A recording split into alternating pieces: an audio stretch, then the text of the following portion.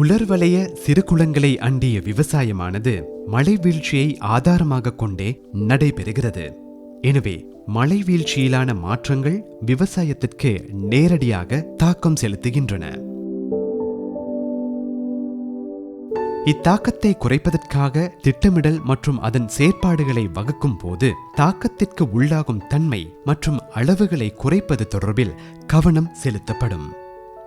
எனவே காலநிலை மாற்றங்களை எதிர்கொண்டு விவசாயத்தினை மேற்கொள்ள வேண்டுமாயின் விவசாயிகள் காலநிலை மாற்றங்களிலான உணர்திறனை குறைத்துக் கொள்ள மற்றும் அதற்கு இசைந்து செல்லும் தன்மையை அதிகரித்துக் கொள்ளவும் வேண்டும்.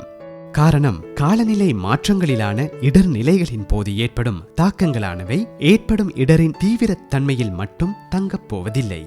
இடர்நிலைகளுக்கான உணர்திறன் மற்றும் தாக்குப்பிடிக்கும் தன்மைகளில் அவை தங்கியுள்ளன. காலநிலை மாற்றங்களிலான இடர்நிலைகளினால் விவசாயத்துறைக்கு ஏற்படும் ஒட்டுமொத்த தாக்கங்களை பார்க்கும் போது இடருக்கு முகம் கொடுக்கும் அளவானது அதற்கான உணர்திறன் மற்றும் அதற்கு தாக்குப்பிடிக்கும் இயலுமையால் தீர்மானிக்கப்படுகிறது. ஏற்றுக்கொள்ளக்கூடிய இந்த சித்தாந்தத்தினை போதியளவில் பயன்படுத்தி உலர்வலய கிராமங்கள் மற்றும் குளங்கள் இடர்களுக்கு முகம் கொடுக்கும் அளவினை மதிப்பிட்டுக் கொள்ள முடியும்.